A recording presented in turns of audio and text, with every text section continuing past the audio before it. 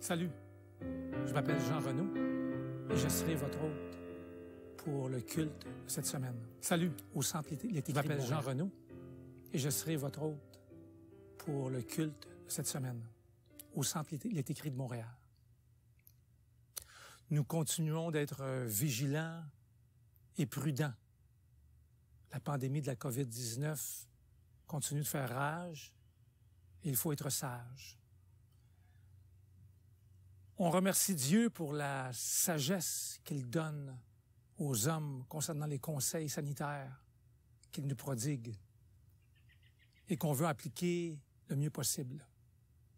Et là où la distanciation et les mesures d'hygiène ne sont pas possibles dans les milieux publics, nous remercions Dieu pour sa protection, selon qu'il est écrit, « Car c'est lui qui te délivre de la peste et de ses ravages. » Merci de vous arrêter avec nous pour adorer le Dieu créateur et réfléchir à la grandeur de son amour. En cette période estivale, apprécions les bénédictions de Dieu au travers sa belle nature qu'on surnomme souvent le deuxième livre de Dieu. En passant, savez-vous pourquoi qu'on le surnomme le deuxième livre et non pas le premier, le meilleur? C'est parce que c'est seulement la Bible qui présente un récit exact de l'histoire de Jésus et du grand amour de Dieu pour l'humanité depuis la création du monde. Mais revenons à Dame Nature. Quand on parle de la nature et des œuvres de Dieu, on s'inclut là-dedans. Le mystère de la vie est grand.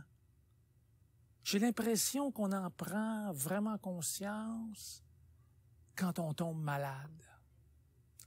Quand tu perds ta précieuse santé puis que tu la récupères, sans trop comprendre comment ni pourquoi, là, tu apprécies la vie.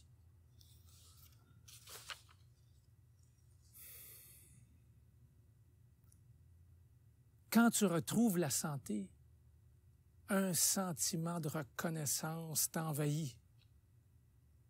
Le roi David, qui aimait Dieu et croyait dans sa providence, avait bien exprimé dans le psaume 103 l'état d'âme de celui qui s'ouvre aux bontés de notre Créateur. Dans le psaume 103, il est écrit « Mon âme bénit l'Éternel. Que tout ce qui est en moi bénisse son saint nom. Mon âme bénit l'Éternel et n'oublie aucun de ses bienfaits. » Et au verset 22, « Bénissez l'Éternel, vous, toutes ses œuvres, dans tous les lieux de sa domination. Mon âme bénit l'Éternel. »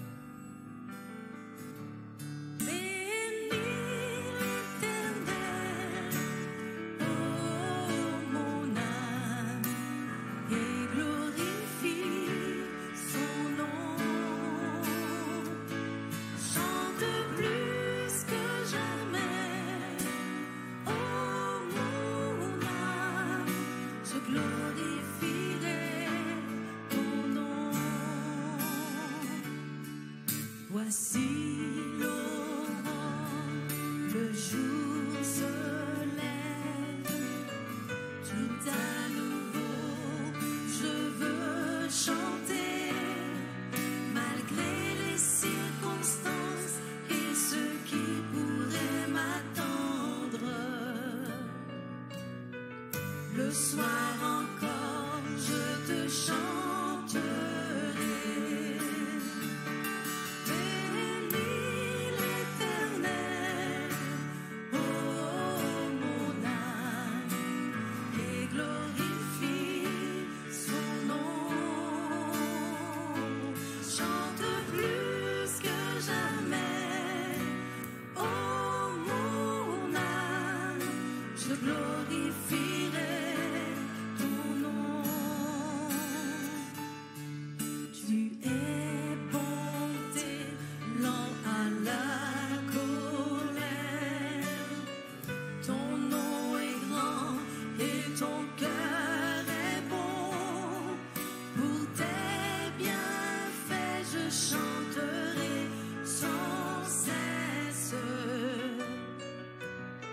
Sans nombre sont les raisons de mon cœur. Bénis l'Éternel, ô mon âme, et glorifie son nom. Chante plus que jamais, ô mon âme, je glorifierai ce jour où faibliront mes forces, cette heure approche où viendra la fin. Alors mon âme chantera encore durant 1000 ans puis éternellement.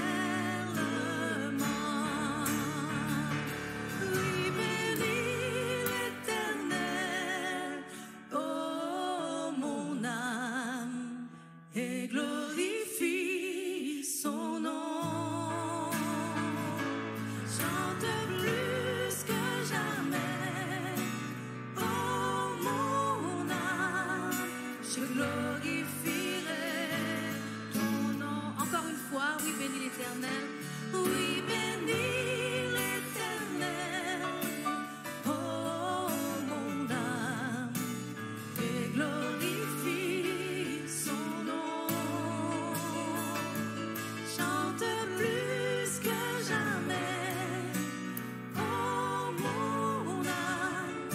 Je glorifierai son nom. Oui, je glorifierai son nom.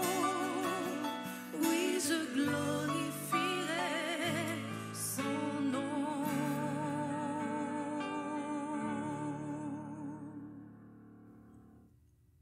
Non seulement Dieu est bon et amour, mais il est aussi saint. La sainteté est la caractéristique de celui dont le caractère est pur, sans malice.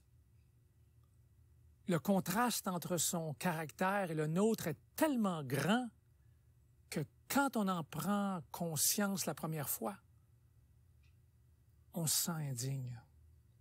Mais quand on se laisse attirer par son amour, on veut lui ressembler. Et c'est le plus grand souhait de Dieu qu'on lui ressemble aussi.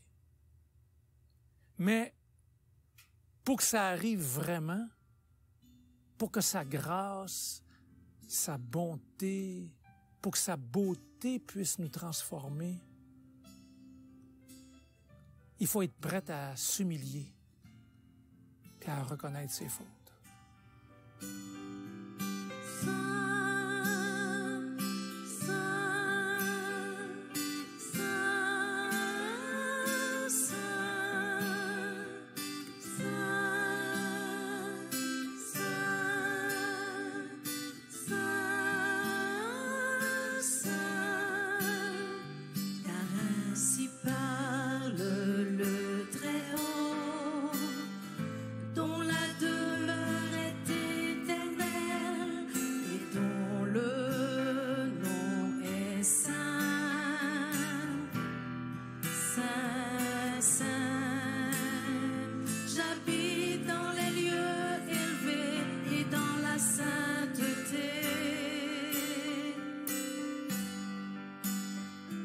Aussi avec l'homme contrit et humble d'esprit, afin de ranimer les esprits humiliés, afin de ranimer les cœurs contrits.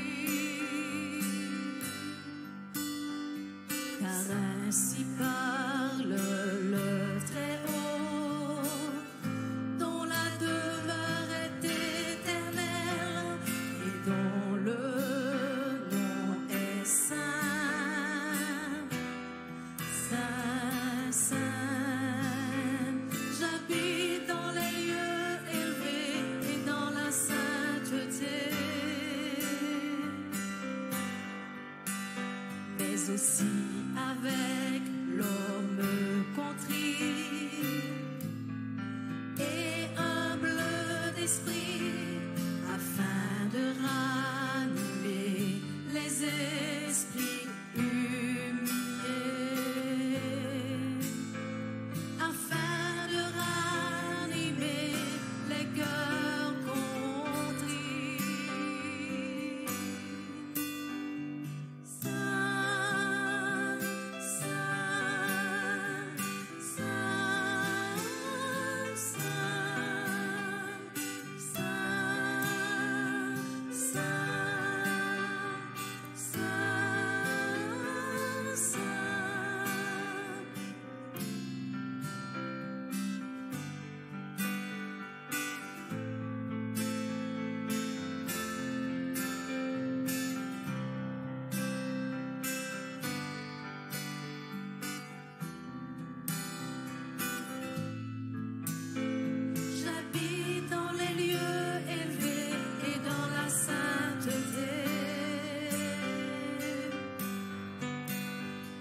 Aussi avec l'homme contrit et humble d'esprit. Saint, saint, saint, saint, saint,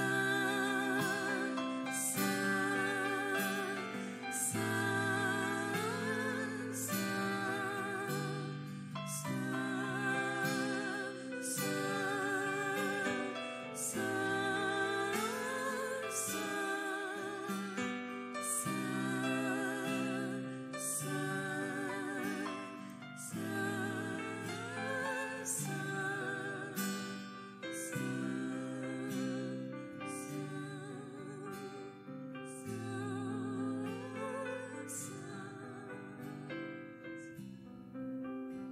C'est le roi David qui présente à Dieu sa prière. Notez bien la perspective de laquelle il se place pour inviter son peuple à volontairement faire des offrandes à Dieu. Je lis pour vous dans le premier livre des Chroniques au chapitre 29, les versets 11 à 14. À toi, Éternel, la grandeur, la force et la magnificence, l'éternité et la gloire, car tout ce qui est au ciel et sur la terre t'appartient. À toi, Éternel, le règne, car tu t'élèves souverainement au-dessus de tout. C'est de toi que viennent la richesse et la gloire. C'est toi qui domines sur tout. C'est dans ta main que sont la force et la puissance, et c'est ta main qui a le pouvoir d'agrandir et d'affermir toutes choses. Maintenant, ô notre Dieu, nous te louons et nous célébrons ton nom glorieux. Car qui suis-je et qui est mon peuple pour que nous puissions te faire volontairement ces offrandes? Tout vient de toi et nous recevons de ta main ce que nous t'offrons. Sur le site web du Centre Il est écrit de Montréal, CIEE-montréal.org, en un seul mot sans accent, vous trouverez sur la page d'accueil un bouton vert « Donner » qui va vous conduire sur la plateforme de notre Église en Amérique du Nord, où vous pourrez donner. Vous pouvez aussi envoyer un chèque par la poste, en consultant bien sûr l'adresse sur notre site web. Avez-vous bien saisi la perspective de laquelle David se place pour lancer son invitation? Tout vient de toi et nous recevons de ta main ce que nous t'offrons. Puisse Dieu être le rémunérateur de ta foi. Je vous retrouve après ce prochain chant pour vous partager la parole que Dieu m'a mis à cœur cette semaine. Parole sainte, préserver, lumière sur mon sentier, tu révèles la volonté de Dieu qui veut tous nous sauver.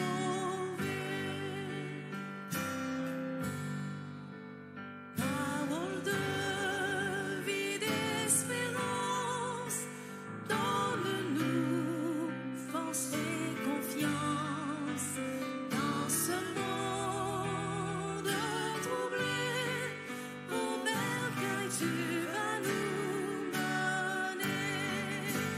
Parole sainte, vérité, m'a changé, peut te changer.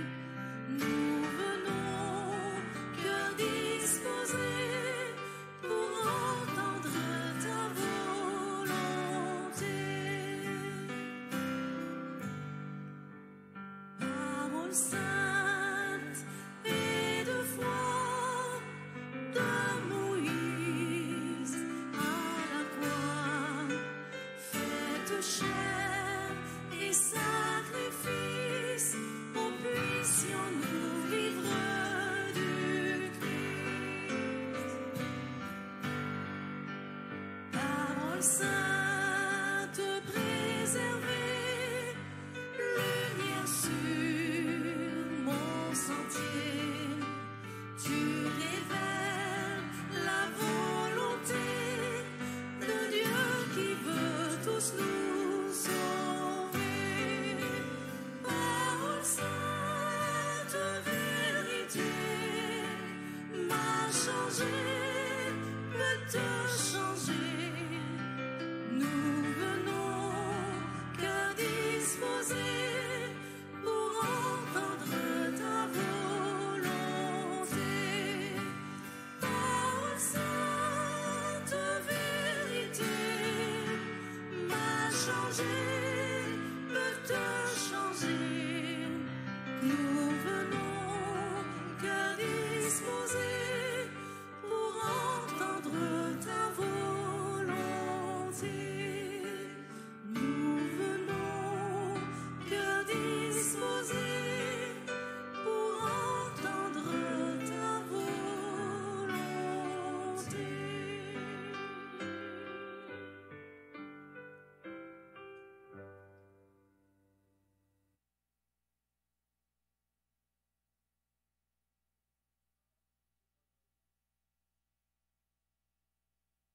Prions. Parole sainte, vérité, change-nous. Nous venons, cœur disposé pour entendre ta volonté. Parle-nous. Au nom de Jésus-Christ. Amen. Salut. On se retrouve. On s'est laissé tantôt sur la prière de David dans le premier livre des Chroniques au chapitre 29, le verset 14. Il était écrit « Qui suis-je et qui est mon peuple pour que nous puissions te faire volontairement ces offrandes? » Et ce passage, « Tout vient de toi et nous recevons de ta main ce que nous t'offrons. » J'aurais aimé qu'on puisse saisir pleinement la perspective de laquelle se place le roi David quand il fait sa prière à Dieu, invitant le peuple à donner des offrandes. Quand David dit ça, ça me fait penser tout de suite à un autre passage biblique qui va dans le même sens. C'est Jésus qui parle. Ce passage a d'ailleurs été au cœur de ma conversion en 1985, il y a déjà 35 ans. Matthieu 6, verset 33, il est écrit « Cherchez premièrement le royaume et la justice de Dieu, et toutes ces choses vous seront données par-dessus. » Avant que je parle de ce passage précis et de ce que ça a été, comment ça m'a interpellé, comment ça m'a bouleversé en 1985, je pense qu'il est important de lire le contexte, tout le contexte, à partir du verset 25. Matthieu 6, à partir du verset 25 jusqu'au verset 34. C'est pourquoi je vous dis, ne vous inquiétez pas pour votre vie de ce que vous mangerez, ni pour votre corps de quoi vous serez vêtus. La vie n'est-elle pas plus que la nourriture et le corps plus que le vêtement? Regardez les oiseaux du ciel. Ils ne sèment ni ne moissonnent, et ils n'amassent rien dans des greniers. Et votre Père céleste les nourrit. Ne valez-vous pas beaucoup plus qu'eux? Qui de vous, par ses inquiétudes, peut ajouter une coudée à la durée de sa vie? Et pourquoi vous inquiétez au sujet du vêtement? Considérez comment croissent les lys des champs. Ils ne travaillent ni ne filent. Cependant, je vous dis que Salomon, même dans toute sa gloire, n'a pas été vêtu comme l'un d'eux.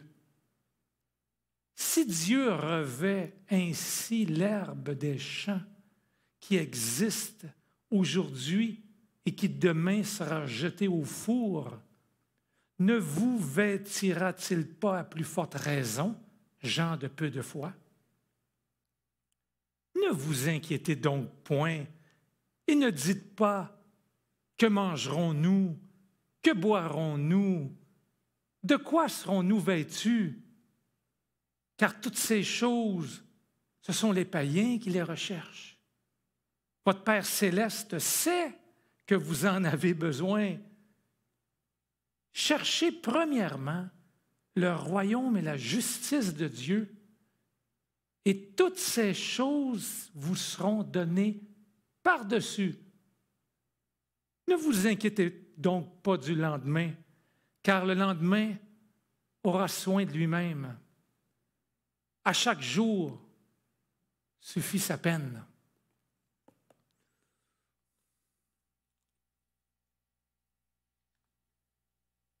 Pour bien saisir en quoi ce verset 33, « Cherchez en premier le royaume et la justice de Dieu, et toutes ces choses vous sont données par-dessus, pour que vous puissiez bien saisir comment ce verset m'a touché. Je dois vous expliquer mon état d'esprit il y a 35 ans, en 1985. J'ai 28 ans. Je suis diplômé en administration de l'école des HEC depuis 3 ans. Je vends des micro-ordinateurs. Le IBM PC il vient de sortir. Dans le domaine de la vente, tu fais de l'argent quand tu vends. C'est stressant parce que ton revenu n'est pas stable.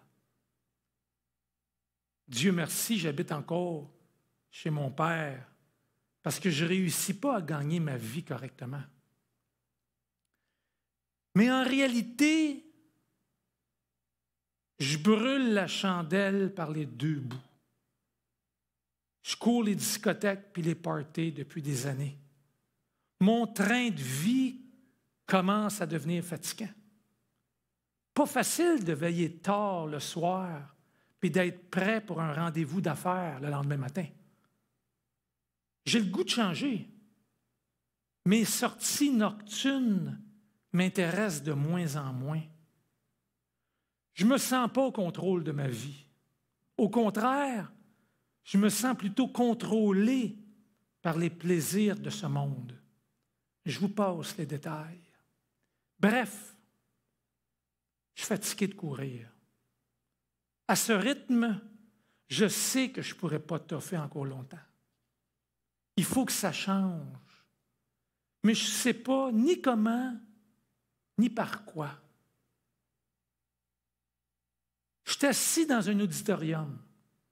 C'est un monsieur allemand, Rainer Kroh, qui m'y a invité. On assiste à une conférence sur la marque de la bête, 666, les prophéties bibliques. Ça ne me dit absolument rien. Sauf que, soir après soir, le conférencier réussit à me faire lire la Bible 10 fois, 15 fois, 20 fois, chaque soir. 3 semaines d'affilée. Au lieu d'aller chez mes amis ou dans des discothèques, j'écoute avec un intérêt croissant le conférencier Gérard Dys qui me parle du Dieu de la Bible. Tout ce qu'il me dit, ça fait du sens. Pourquoi? 1, parce que je le lis de mes propres yeux, dans la Bible. 2, pour avoir déjà voyagé en Europe pendant 2 ans, j'ai pu constater que partout, dans tous les pays, sans exception, il y a des bâtiments d'église.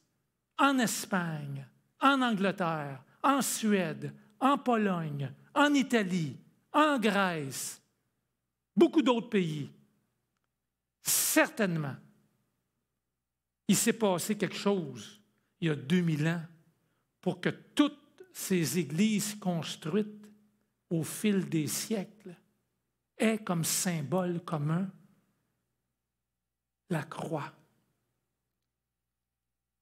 Puis un soir, le conférencier cite un passage biblique par lequel il nous invite à prendre Dieu au sérieux, à mettre sa parole au défi.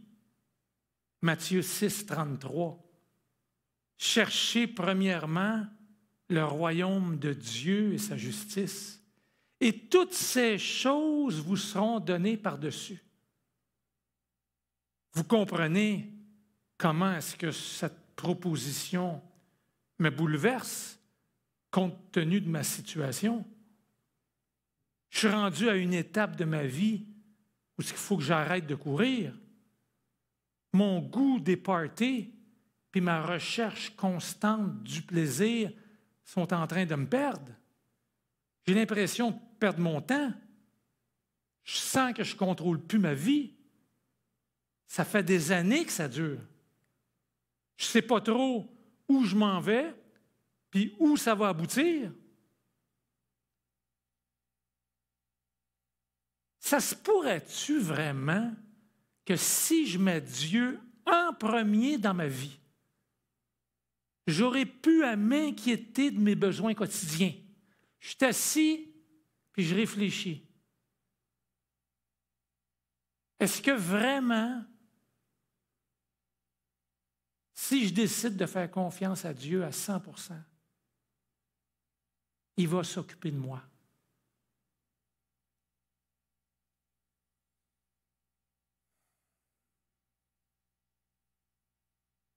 Est-ce que ce genre de questionnement est nouveau pour toi?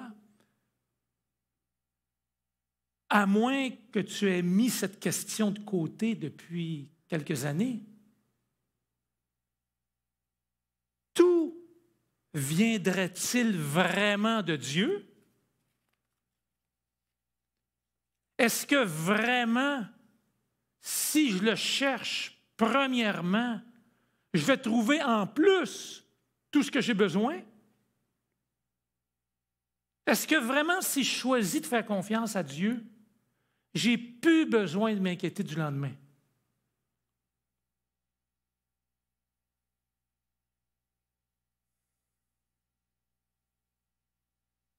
Je dois d'abord vous raconter une autre histoire, parce que j'aimerais que le Dieu de la Bible dont je parle et qui m'a lancé cette invitation, c'est bien le même Dieu dont on parle. Je vais essayer de vous le décrire, Dieu, en supposant que c'est possible, par une histoire.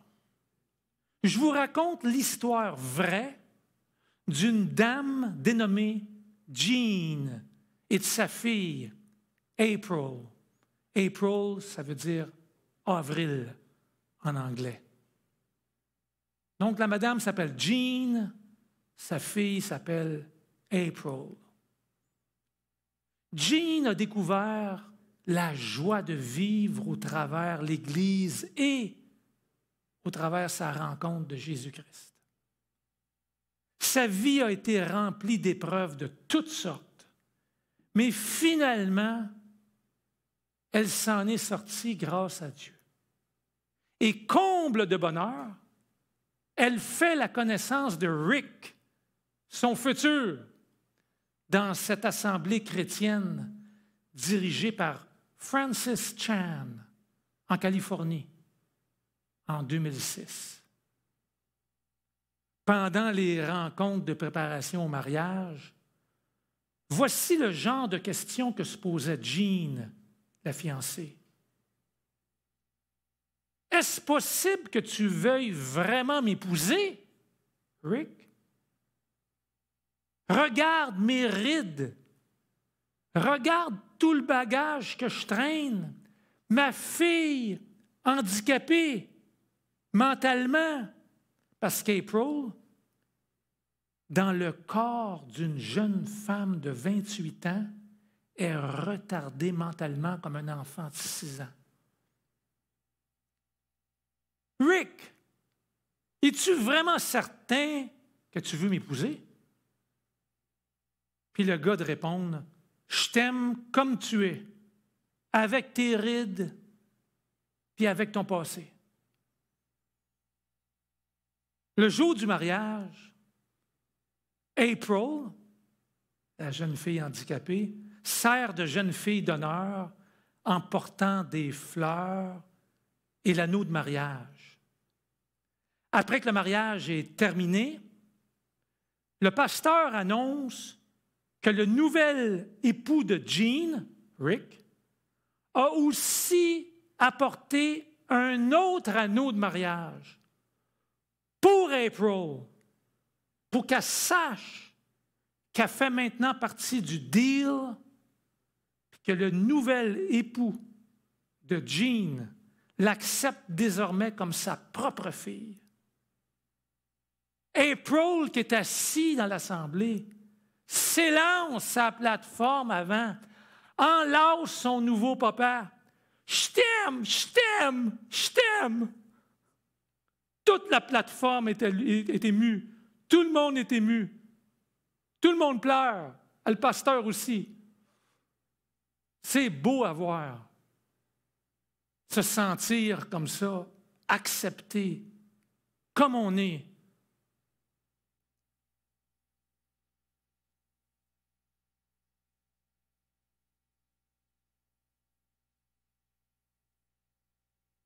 C'est de ce Dieu-là qu'on parle. Notez comment la Bible parle de l'amour de Dieu dans ce passage du livre de Jérémie. Jérémie 31, verset 3. De loin, l'Éternel se montre à moi. Je t'aime d'un amour éternel. C'est pourquoi je te conserve ma bonté. C'est intéressant quand on lit ce passage-là dans la version Darby. Bon, comprenez la Bible. Si quelqu'un a écrit un livre en anglais, puis tu as 5 personnes français qui traduisent ça en français, ça ne sera pas exactement pareil. Probablement 95 %, mais il y a toujours certains passages en fonction de... Or, dans le texte original, on pourrait traduire ce passage-là comme suit.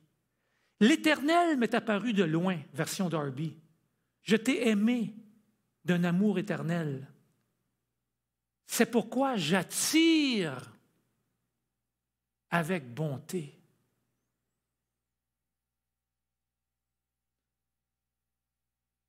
L'amour de Dieu, quand on en saisit la grandeur, nous attire comme un aimant. On est tous comme Jean, plein de rides, avec un lourd passé. Et pourtant, Dieu est disposé à faire de nous sa fiancée. On est tous comme April, des enfants adoptés par un Père qui nous aime d'un amour éternel, malgré tout notre bagage puis toutes nos infirmités.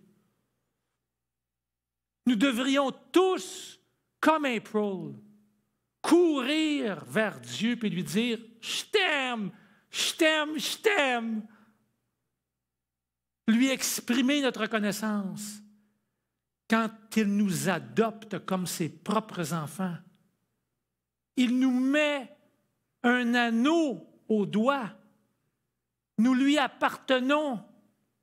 On fait partie de sa famille.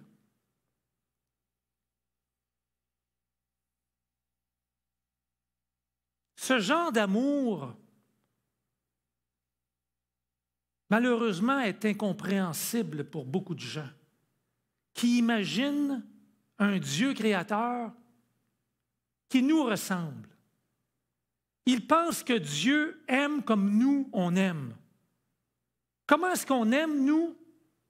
Parfois, ça ressemble à « Watch-toi, t'es mieux d'obéir, sinon tu vas manger une claque. » Ou bien, je suis mieux de faire ce qu'il me demande, sinon il va se fâcher. Comme si tu devrais faire quelque chose pour gagner l'amour de Dieu.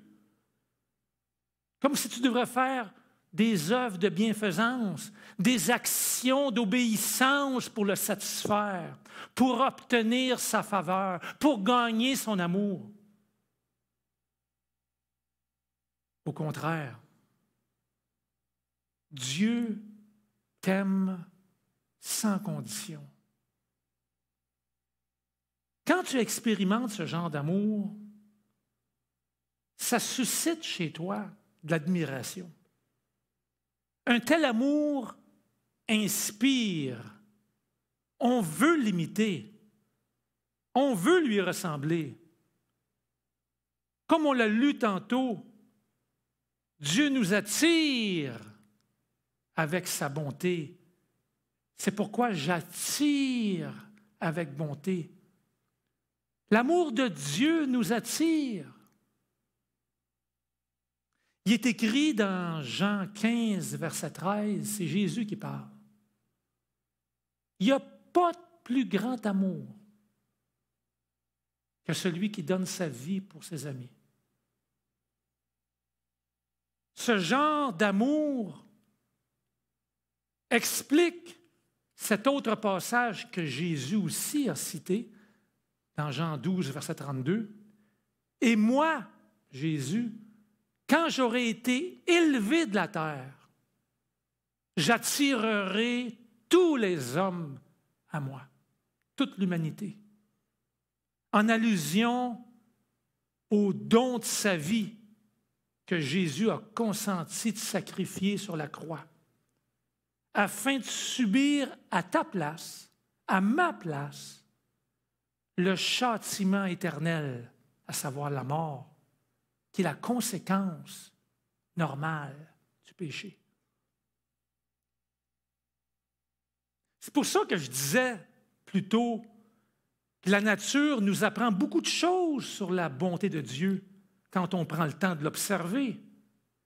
Mais il y a seulement la Bible qui peut en décrire la profondeur avec détail. Profond et large,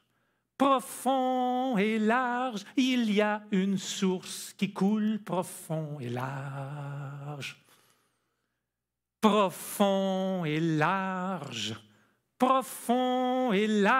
il y a une source qui coule profond et large.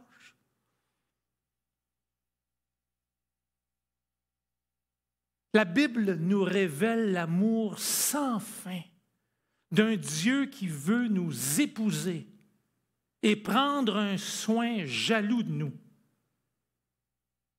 La religion de Dieu, c'est la plus grande histoire romantique au monde.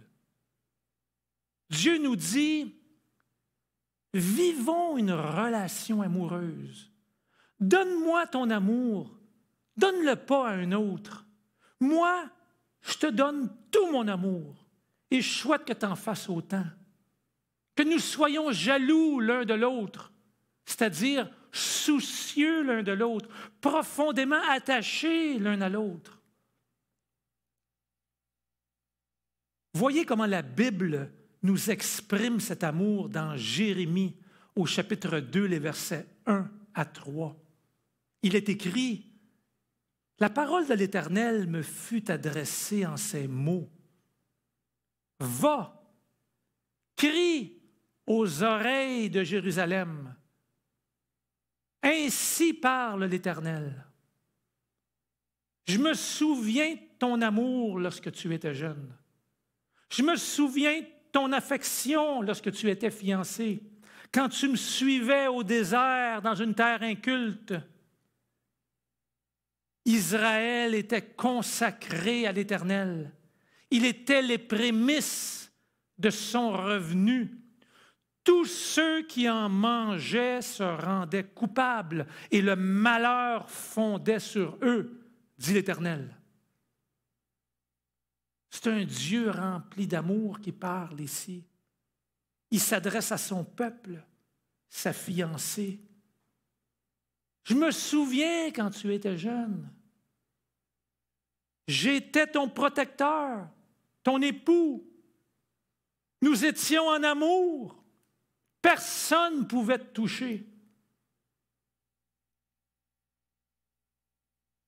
Puis comment réagit la fiancée face à un tel amour?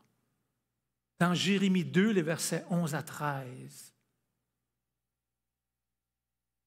Y a-t-il une nation qui change ses dieux, quoiqu'ils ne soient pas des dieux? Et mon peuple a changé sa gloire contre ce qui n'est d'aucun secours. Cieux, soyez étonnés de cela. Frémissez d'épouvante et d'horreur, dit l'Éternel, car mon peuple a commis un double péché. Un, ils m'ont abandonné.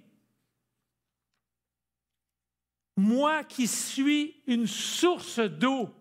Deux, pour se creuser des piscines, des citernes crevassées qui ne retiennent pas l'eau. Comprenez-vous ce que dit Dieu ici? Hey, je pensais qu'on était ensemble, qu'on avait fait un deal. Tout allait bien. Qu'est-ce que j'ai fait de pas correct?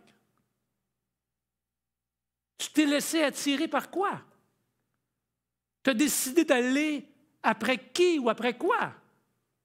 Ah! Tu as décidé de te creuser une citerne puis d'y mettre ta propre eau dedans.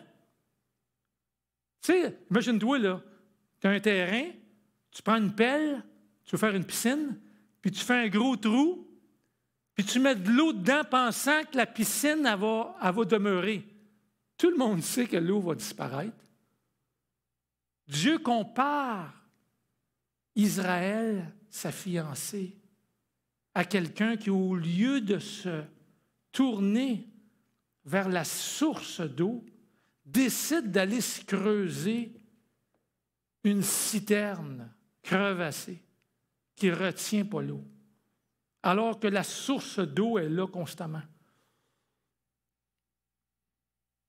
Non, mais ce n'est pas sérieux. Au verset 12, tout le ciel est étonné. Je t'offre l'éternité, le bonheur sans fin, pour qu'on soit toujours ensemble. Puis toi, tu décides de me quitter pour aller après quoi? Alors que je t'ai adopté, alors que je t'ai donné tout ce que tu avais besoin?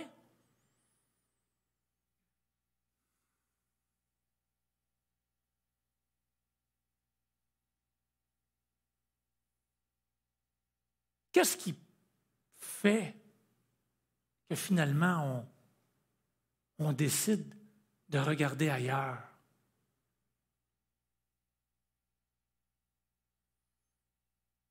Je vous propose une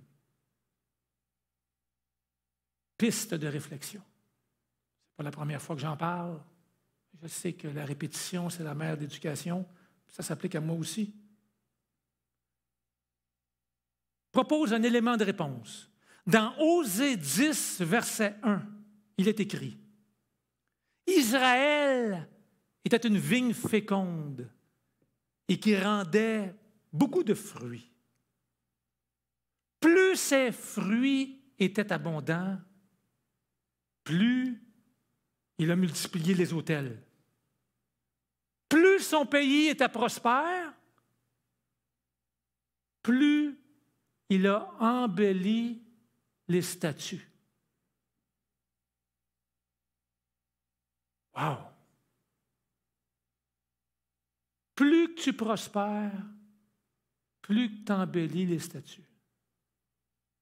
Plus que tu produis, plus que tu multiplies les autels. Est-ce qu'on est conscient des dangers de la prospérité matérielle, de ce faux sentiment de sécurité causé par notre autosuffisance? La nourriture est à portée de main, le frigidaire est plein, les hôpitaux sont à notre porte, c'est gratuit pour tous, le 911 est disponible 24 heures par jour, on a le toit, la nourriture, le vêtement. Nous prospérons pour Dieu ou pour notre perte? Il y a un désir légitime de vouloir améliorer son sort, d'espérer dans les bénédictions de l'Éternel pour nos enfants, pour un bon travail, pour une bonne maison. Mais on s'arrête où?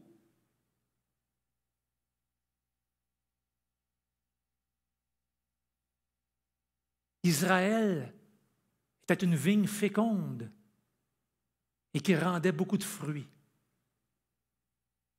Plus ses fruits étaient abondants, plus il a multiplié les autels. Plus son pays était prospère, plus il a embelli les statues.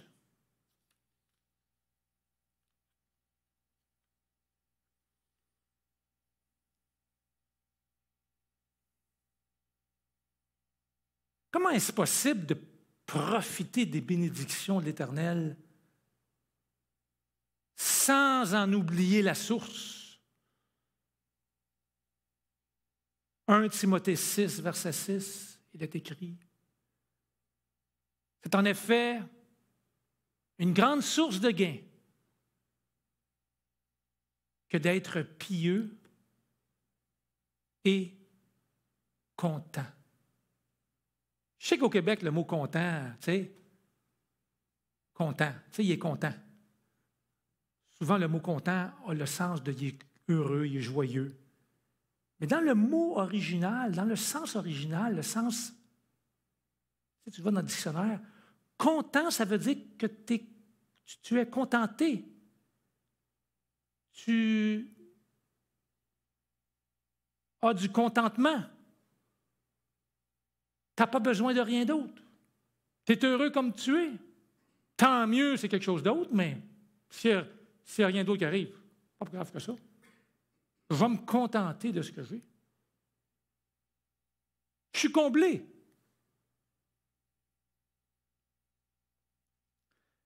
Dans le psaume 23, verset 1, on le connaît, « L'Éternel est mon berger ». En anglais, ça m'avait toujours frappé ça. En anglais, « The Lord is my shepherd, I shall not want ». L'Éternel est mon berger, je ne veux rien. Je ne voudrais rien. J'ai besoin de rien. On le traduit par « je ne manquerai de rien ». Mais c'est fort. L'Éternel est mon berger, ça me suffit.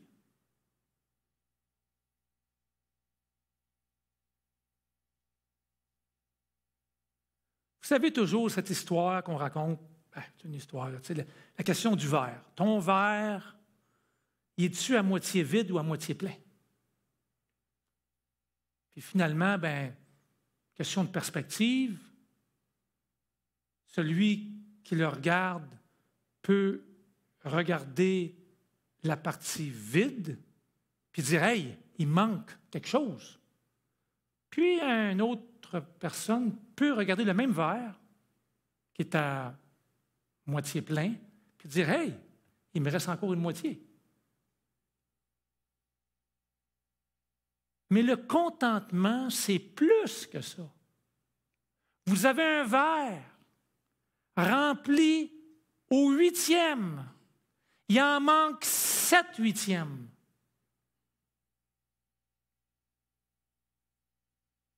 Tu regardes ton 8e puis tu dis « Merci Seigneur ». Il y a un passage qui le décrit bien, cette notion de contentement. C'est presque une définition dans 2 Corinthiens 8, verset 12. La bonne volonté, quand elle existe, est agréable en raison de ce qu'elle peut avoir à sa disposition et non de ce qu'elle n'a pas. Quand ton verre est rempli au 8e, la bonne volonté, quand elle existe, est agréable en raison de ce qu'elle peut avoir à sa disposition, le 8e, et non de ce qu'elle n'a pas, les 7/8.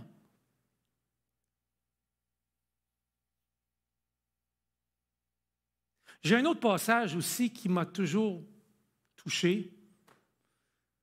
Je sais que je me répète pour certains qui m'ont déjà entendu, mais pour ceux qui n'ont pas entendu, et je sais qu'on oublie. Proverbe 30, les versets 7, 8 et 9.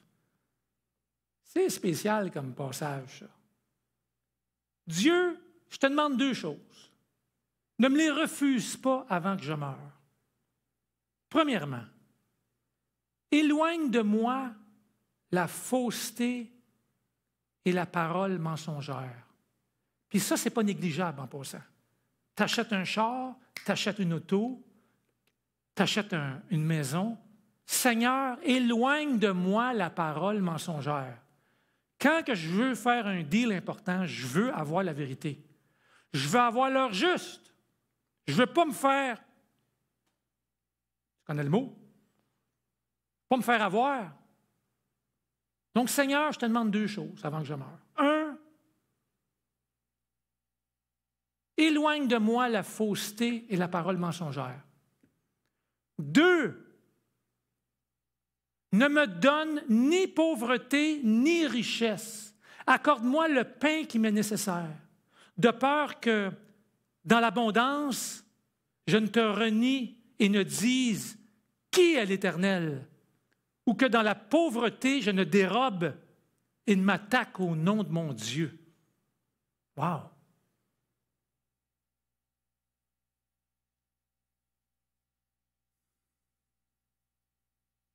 Donne-moi-en, Seigneur, juste assez.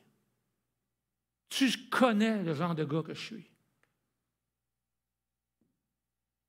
Tu sais que si tu me donnes trop long de corde, je peux me pendre avec. Donne-moi juste la longueur de corde que j'ai besoin. Si je suis capable de supporter la longue corde, donne-moi-la. Si je ne suis pas capable, donne-moi-la pas.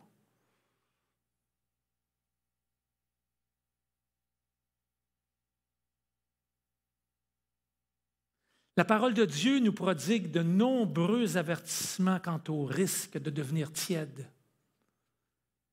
J'en retiens un seul passage qui résume plusieurs passages. Dans Hébreux 3, les versets 12 à 14. Prends garde, mon ami, qu'il y en ait un parmi vous qui ait un cœur mauvais et incrédule, au point de se détourner du Dieu vivant.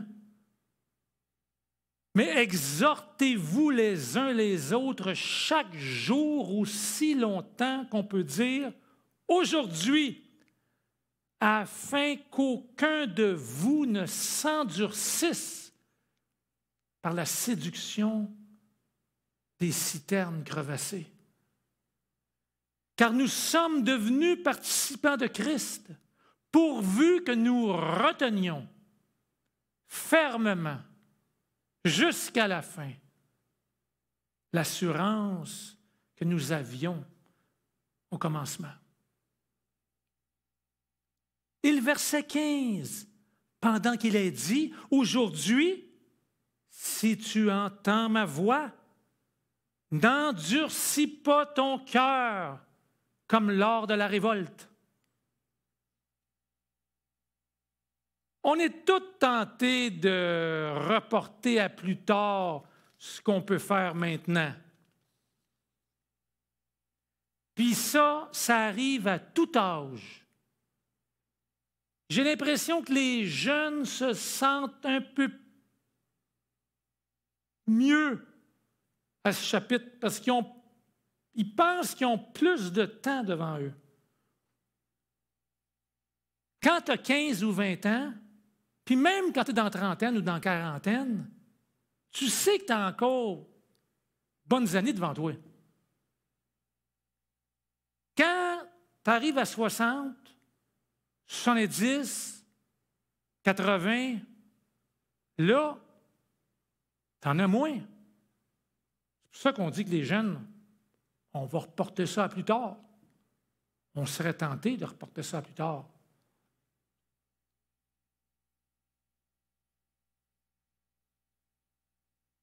Tu penses avoir du temps. Mais la Bible nous présente une autre notion de notre précieux temps. La Bible dit que nous avons intérêt à le racheter parce qu'il ne fera pas toujours soleil. Dans Éphésiens 5, verset 16, il est écrit « Rachetez le temps, car les jours sont mauvais. » J'ai toujours eu de la difficulté à comprendre ce passage-là jusqu'à tout récemment. Racheter le temps, racheter le temps. La version Darby, elle dit « Saisissant l'occasion, car les jours sont mauvais. » Ah! Ah! Si tu ne fais pas attention, que tu sois jeune ou que tu sois vieux, tu risques de ne pas tirer profit du temps qui passe. Pourquoi?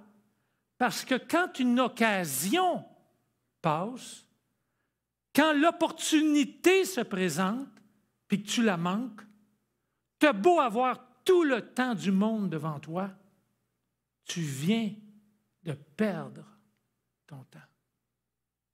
Tu n'as pas saisi l'occasion. Tu as manqué ta chance, comme on dit.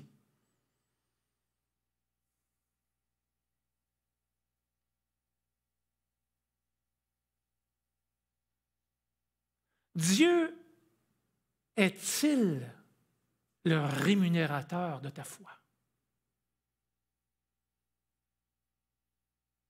Le temps est précieux. Il faut le racheter. Profiter de toutes les occasions que la vie nous donne.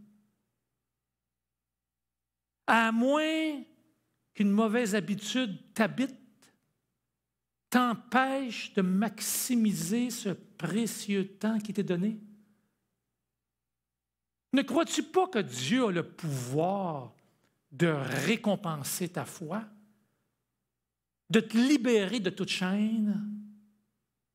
Ne crois-tu pas que Dieu veut et peut te donner une seconde chance, un nouveau départ?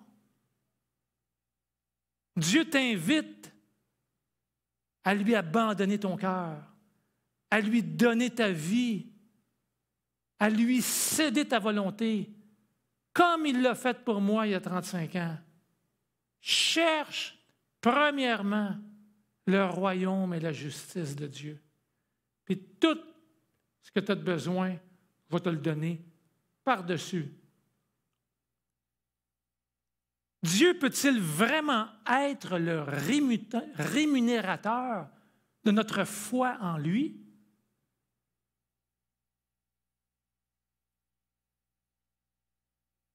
Mon ami, toi qui m'écoutes, crains-tu l'avenir? Es-tu inquiète pour demain? Pleures-tu ton passé? Je t'en prie, lève les yeux vers le ciel. Pourquoi t'abats-tu, mon ami? Pourquoi gémis-tu au-dedans de toi? Espère en Dieu et loue-le encore, parce qu'il est ton salut et ton Dieu.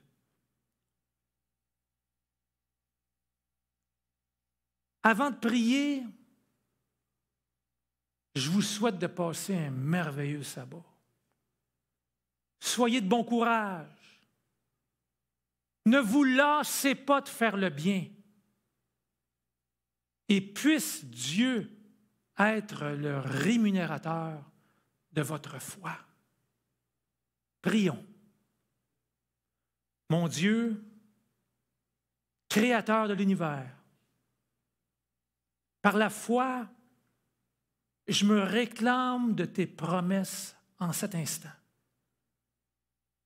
Sois mon rémunérateur. Récompense ma foi. Augmente-la, Seigneur. Donne-moi encore une opportunité, une occasion d'expérimenter tes promesses pour moi. Restaure-moi pour ta gloire et le salut du plus grand nombre. Sois mon secours, sois ma force. Ainsi soit-il. Amen.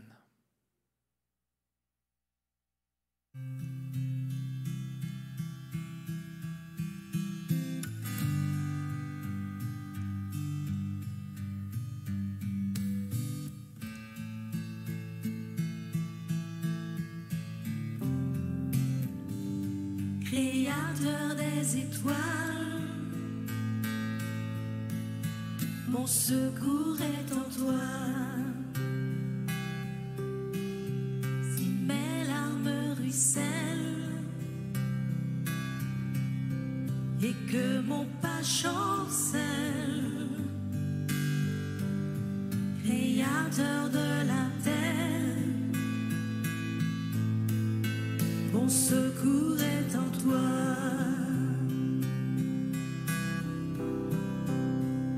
Je lève les yeux vers les hauts sommets. Toi seul est mon Dieu. Je proclamerai. Toi seul est ma force. Toi seul me restaure, mon secours est en toi.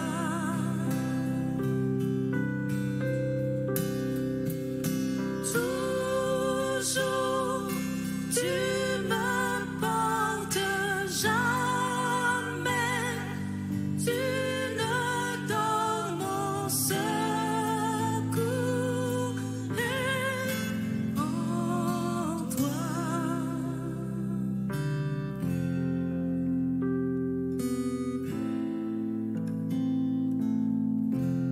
Si la peur m'envahit et mon âme chavire, créateur de la vie, mon secours est en toi.